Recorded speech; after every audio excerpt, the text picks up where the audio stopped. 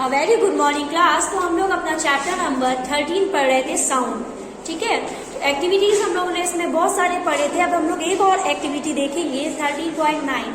तो इसमें क्या है बेटा, टेक अ मीटर स्केल और a long metal rod and hold it one end to your ear. Ask your friend to gently stretch or tap at the other end of the scale. Can you hear the sound of the stretching? तो बेटा आपको क्या करना है, metre scale जो बड़ी सी लंबी सी scale होती है लोहे वाली, तो उसको लेना है, अपने कान के पास लगाना है और अपने फ्रेंड से दूर कहना है कि उसमें थोड़ा थोड़ा ऐसे कुर्चे स्क्रैच करे या फिर उसमें ऐसे ऐसे टन टन करे। तो आपको क्या होगा, कान में वाइब्रेशन फील होगा, उसका साउंड सुनाई देगा। तो बस यही करना है आपको इस एक्टिविटी में। उसके बाद बेटा और है आगे, you can also perform the above activity by placing your ear at one end of the wood long wooden table और metallic table and asking friend to gently scratch at the other end of the table. अपने table के पास ऐसे कान लगाइए और अगर friend आपका कुछ भी ऐसे करेगा या फिर ऐसे खटखट करेगा तो आपको कान में वाइब्रेशन फील होगा और सुनाई भी देगा। ठीक है, फिर we find that sound can travel through a wood और मेटल। तो इससे क्या पता चला, साउंड जो है वो हमारा वुड में भी ट्रेवल कर रहा है और मेटल में भी ट्रेवल कर रहा है। कल हम लोगों ने लिक्विड में ट्रेवल करते हुए देखा था। ठीक है, एयर में ट्रेवल करते हुए जो हमारी बात अगर आपको सुनाई दे रही है तो ये साउंड किस में ट्रेवल कर रहा है, एयर में ट्रेवल कर रहा है। जो व्हेल फिशेस वगैरह होती है वो उसके अंदर रहती है, वाटर के अंदर, वो भी तो बातें करते होंगे, तो वो वहां पे साउंड किस में ट्रेवल कर रहा है, वाटर में। ठीक है, और ये जो हमारा वुड है और ये हमारा टेबल है उसमें साउंड किस में ट्रेवल कर रहा है, सॉलिड में। सॉलिड होता है ना, वुड तो सॉलिड में आता है, तो यहाँ पे किस में ट्रेवल कर रहा है, सॉलिड में। ठीक है, तो we find that sound can travel through wood और metal. In fact sound can travel through any solid. You can perform interesting activity to show that sound can also travel through string. तो हम लोग क्या करेंगे, अलग अलग activities करेंगे और देखेंगे साउंड कौन कौन से सॉलिड में कैसे कैसे ट्रेवल करता है। ठीक है, तो यहाँ पे हम लोग को ग्लास वाली एक्टिविटी दी गई है, ये बचपन में लोगों ने बहुत किया होगा। फिर उसके बाद है we can learn so for that vibrating object produce sound and is carried in all direction in the medium. तो अभी तक हम लोगों ने क्या समझा, जो हमारा साउंड है वो वाइब्रेशन से प्रोड्यूस होता है। ठीक है, और जो मीडियम्स के थ्रू एक दूसरे के कान तक पहुंचता है, तो साउंड को कोई ना कोई मीडियम चाहिए ट्रैवल करने के लिए। ठीक है, इसके बाद we hear sound through our eyes, तो थ्रू अवर ईयर्स। तो हम लोग साउंड कहाँ से सुनते हैं, अपने कानों से, ईयर से सुनते हैं। The shape of the outer part of year is like a funnel.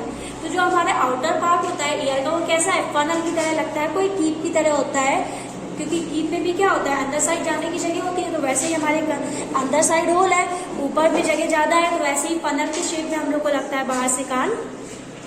तो when sound enters it travels down a canal at the end of which a thin membrane is stretched tightly।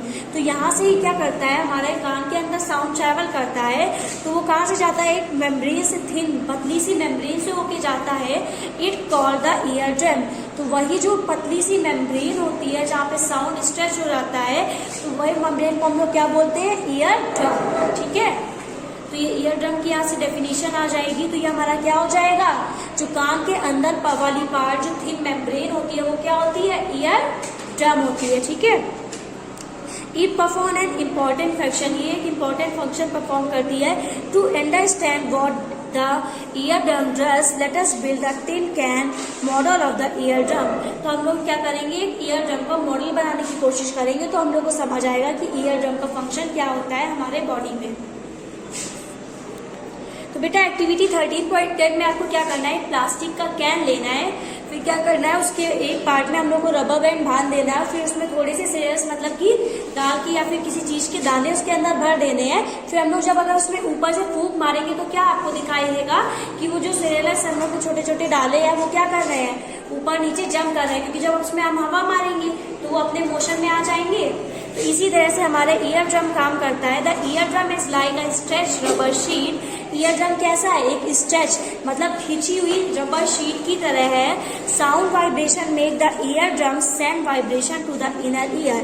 तो जो हमारा sound vibration हमारे कान में सुनाई देता है, वही ईयर ड्रम क्या करता है, उस वाइब्रेशन को ईयर के अंदर तक लेके जाता है। From there the signal goes to the brain, that is how we hear. और ईयर ड्रम से ही जो सिग्नल्स होते हैं हमारे, जो हमको सुनाई देता है, वो ईयर ड्रम से होके कहाँ तक जाता है, ब्रेन तक, जिससे हम लोग को पता चलता है कि हम लोग क्या सुन रहे हैं। तो वी मस्ट नेवर, यहाँ पे हम लोग को बताया गया है, we must never put a sharp pointed और hard thing into our ear. कभी भी हम लोग को कोई शार्प या फिर पॉइंटेड चीज अपने कान में नहीं डालनी चाहिए, ठीक है। It can damage the ear drum, इसकी वजह से अगर हम लोग ऐसा कुछ करेंगे तो हमारे ईयर ड्रम डैमेज हो सकता है। The damage ear drum can impair hearing. अगर हम लोग कोई भी शार्प ऑब्जेक्ट अगर अपने ईयर ड्रम पे डाल देंगे तो जो हमारा ईयर ड्रम होगा वो क्या हो जाएगा, डैमेज हो जाएगा। तो कभी भी हम लोग को एक वार्निंग की तरह ये दिया गया है, कभी भी हम लोग को कोई भी शार्प ऑब्जेक्ट अपने ईयर में डालना नहीं चाहिए, ठीक है। फिर क्या है 13.5 amplitude, time period and frequency of a vibration. तो अब हम लोग पढ़ेंगे एम्पलीट्यूड, क्या ईयर ड्रम समझ आ गया, ठीक है। तो एम्पलीट्यूड, टाइम पीरियड और फ्रीक्वेंसी ऑफ वाइब्रेशन क्या होता है। We have learn that the to और fro motion of an object is known as vibration. अभी हम लोगों ने स्टार्टिंग में पढ़ा था वाइब्रेशन क्या होता है, किसी भी ऑब्जेक्ट का टू और फ्रो मूवमेंट होता है। जो जैसे हमारी पेंडुलम क्या करती है, ऐसे ऐसे मूवमेंट करती है, वैसे ही अगर किसी भी ऑब्जेक्ट में मूवमेंट होता है तो क्या प्रोड्यूस होता है, वाइब्रेशन प्रोड्यूस होता है, ठीक है। तो this motion is also called oscillatory motion. इस मोशन को हम लोग क्या बोलते हैं, ऑसिलेटरी मोशन। जो वाइब्रेशन का जो मोशन होता है उसको हम लोग क्या बोलेंगे, oscillatory motion. You have already learn in the earlier class about the oscillatory motion and the time period. The number of oscillatory per second is called the frequency of oscillation. Frequency of oscillation क्या हो गया, पर minute, मतलब हर एक second में जो हमारे oscillation होते हैं, पर सेकेंड में जो एक ऑसिलेशन होगा वो क्या हो जाएगा, फ्रीक्वेंसी ऑफ ऑसिलेशन, ठीक है।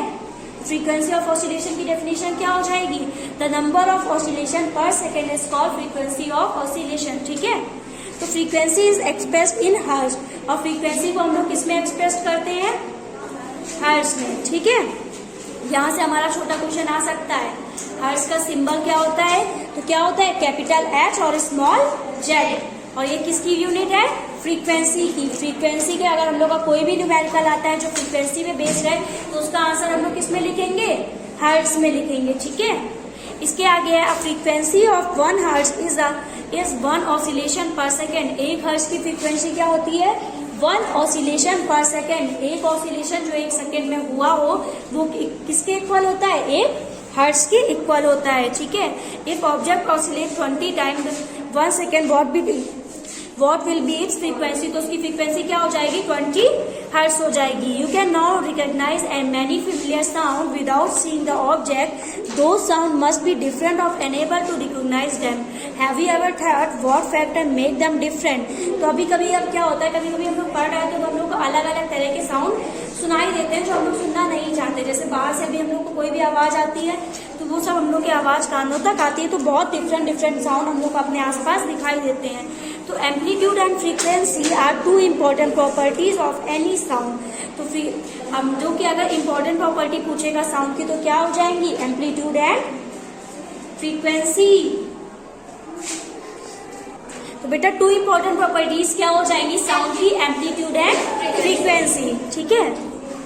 तो यहाँ से इसके बाद हमारा आता है लाउडनेस एंड पिच। क्या होती है, the loudness of sound depend on its, पहले यहाँ से पढ़ते हैं, loudness of sound is proportional to the square of amplitude of the vibration producing by the sound. Loudness होता है जो हमारा एम्पलीट्यूड होता है उसका स्क्वायर होता है, उसके इक्वली प्रोपोर्शनल होता है, ठीक है।